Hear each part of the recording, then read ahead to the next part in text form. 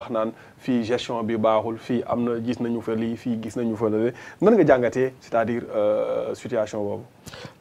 Momo xam nga man réew mi man des fois damay ree ba sonn xam nga Momo des fois dans ce pays-là on aime enfoncer des portes ouvertes Momo lanceur d'alerte am na ci réew mi.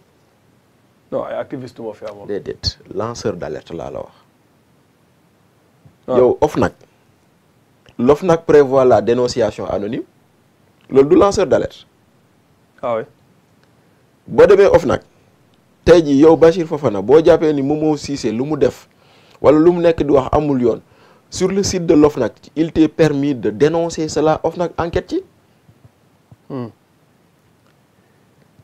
Les IGE reçoivent des dénonciations anonymes la Cour des comptes reçoit des dénonciations anonymes donc loolu lu fi am la.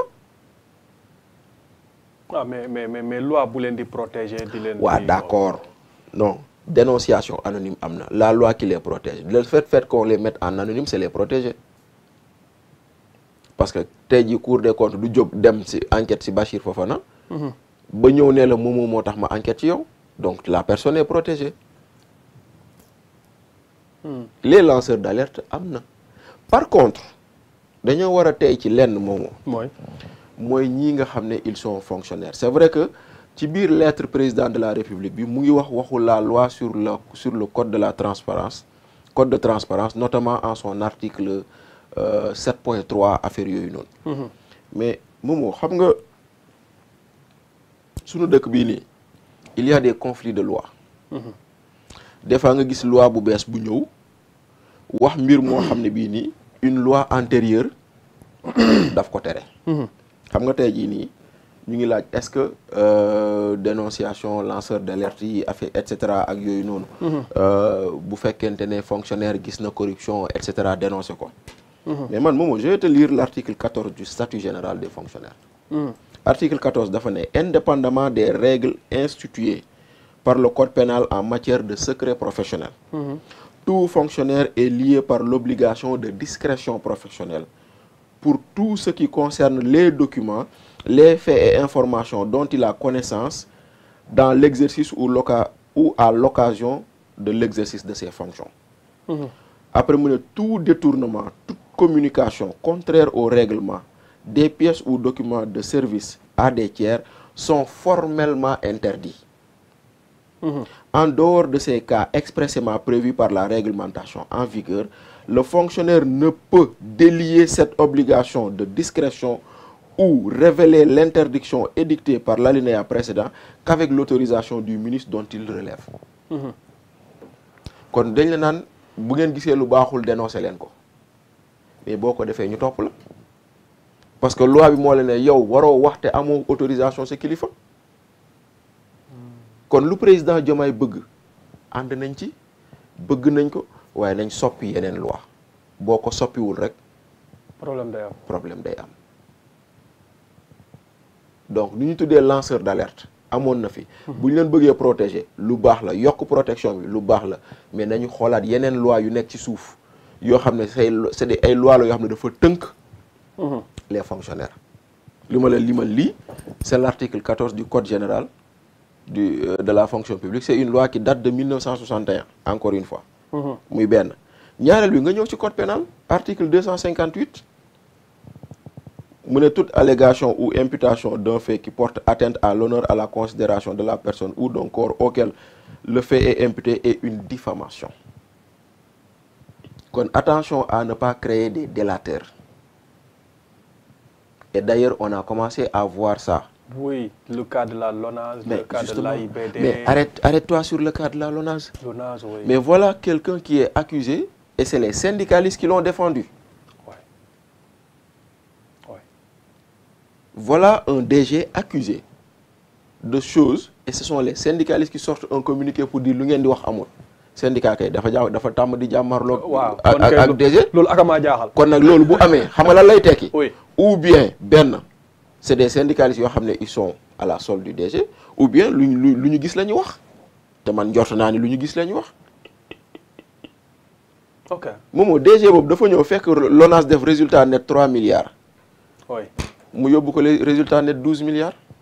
te yaa ko fa voilà il a fait un résultat net de 12 milliards. ba pare ñi nga xamante ne nekkoon nañ fa amuñu contrat nekk fa ay at bi mu ñëwee dafa régulariser man j'en connais une personne boo xam ne c'est une amie.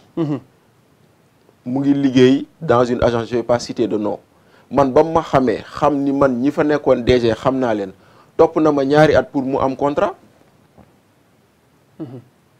mais man ba ma ñëwee ma ne ko ah DG bi de miin naa ko tuuti mais dinaa wax ak moom.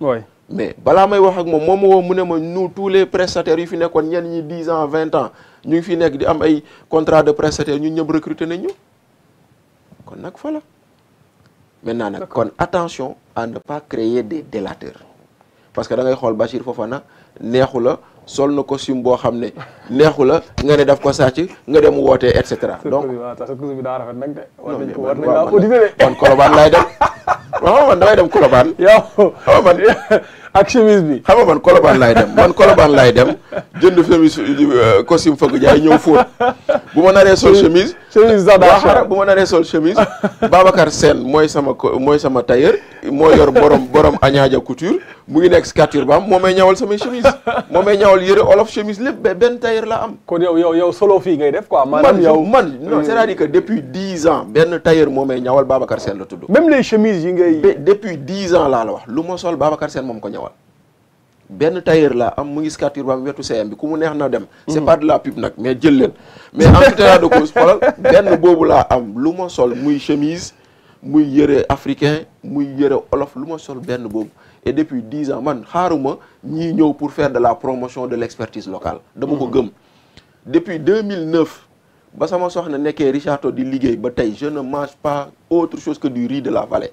ah oui non moom gis nga am yoo xam ne da nga koy dund gëm ko. 2009 ba tey man sama kër lu ñu togg ceebu waalo la du riz produit au Sénégal. ok kon nag nit ki boo bëggee. pourquoi nga def choix boobu. non mais c'est parce que xam nga ñii di béy. da nga leen di jàppale lu ngi leen bu jàppale mooy lu ñu béy nga jënd ko. d'accord man j'ai un cordonnier qui me fait mes chaussures. J'achète pas des produits importés. J'ai un tailleur voilà et cetera donc c'est-à-dire que lu ñuy wax soit le développement ou soit le changement que tu veux que les autres fassent li ma bëgg man dama koy dund. bu boobaa nag ku ma si fekk si nag ma ne alhamdulilah. d'accord balaa ñu jeexal Bachir ñu wax ci li nga xamante ni moom mooy projet bi ak PSE dafa mel ni boo liree par exemple le communiqué du conseil des ministres xam naa ne sax communiqué bi am na lu bari loo ci mën a wax mais da ngay gis ne on a l'impression que ni le plan Sénégal émergent dañu nekk di ko changer en projet.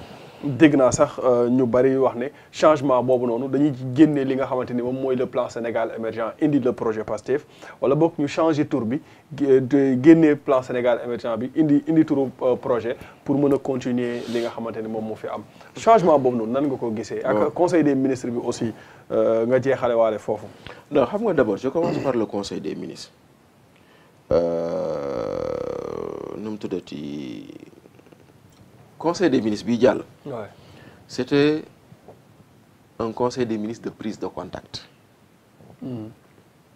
Donc fal ngeen ay ministres yu bees xamante wuñu c'est normal ñu bokk toog. ñu xamante ñu expliquer leen les règles ñu jàngal leen protocole parce que am na ñoo xam ne xamuñu protocole. ñu jàngal leen ko ñu jàngal leen lan mooy état. premier ministre moom xamul protocole. waaw mais dina ko xam ni. premier ministre ak président bi ñooy ànd di dox nii. non xamul mais loolu warul am moom il doit marcher à l'arrière. boo ko waxee ñu ne la da ngaa naafeq mais. non mais le président personne ne marche à la hauteur du président. loolu c'est ça ba pare nduroo yére nduroo cravate. waaw bu leen neexee nañ nduroo comme waaw bu leen neexee ñu nduroo loolu garaawul mais le premier ministre doit marcher un pas ou 2 pas en arrière du président de la République. loolu moom mu ngi noonu la war a demee. et cetera donc ak yeneen quoi. mais bon loolu yëpp après xam nga il faut leur comme je dis yàgg naa di la ko wax. accorde-leur l'excuse d'être des nouveaux parce que gouvernement bi lu ñu am ay profils yu baax mais dans tout ce gouvernement c'est un gouvernement de novices. oui ñoom ñëpp kenn musu nekk ci poste boobu noonu. kenn musu ko ci nekk. c'est vrai kenn musu ko ci nekk. ku ci nekk am tuuti expérience boobu Mary Teuw Niane mais il est au cabinet du président. ok voilà le secrétaire général du gouvernement BCEAO la nekkoon. Tu vois, Ok. Serigne Gueye Diop a été ministre, mais au cabinet du président, il n'a pas été dans le gouvernement. Ok. Donc, ñeneen ñu ci des ñëpp mu ngi noonu. Ouais. Donc, accordons-leur que peut-être que nous avons un temps pour apprendre, comprendre comment ça se passe et pouvoir évoluer. Donc, moo tax loolu moo ci nekk. Maintenant, pour en venir au communiqué et au projet. Donc, effectivement, donc on nous a vendu un projet. Oui. Un projet boo xam ne Adama Gaye nee na ça n'existe que dans leur tête. Adama Gaye moo ko wax. moo ko wax. nee na un projet qui n'existe que dans leur tête. ñëw nañ fekk nañ fi. Plan Sénégal émergent. Ouais. Ils veulent amener leur touche. Ñu ngi xaar lan lañ ñuy proposer.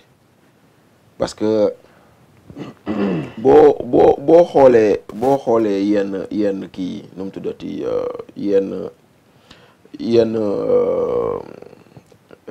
yenn triptyque yi wala yenn programme yi parce que j'ai vu par exemple pour mon doomu baay Balla Moussa Fofana.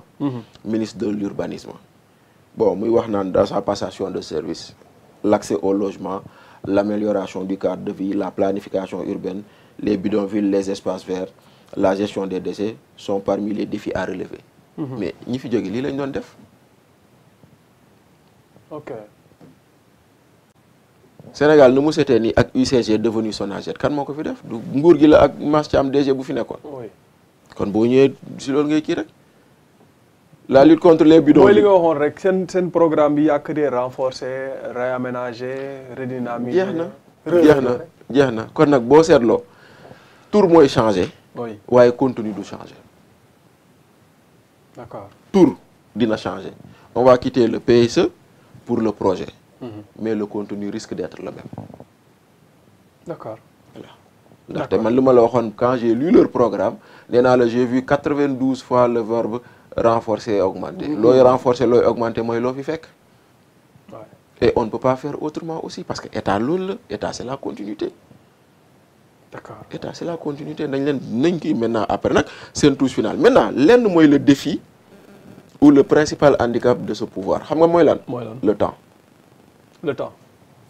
xam nga lu tax mu nekk le défi ou le principal handicap. Oui. Ablaye Wade. dañ ko fal ci alternance. mu jox ko nguur gi. il a fait un premier mandat de 7 ans. Oui. 2007.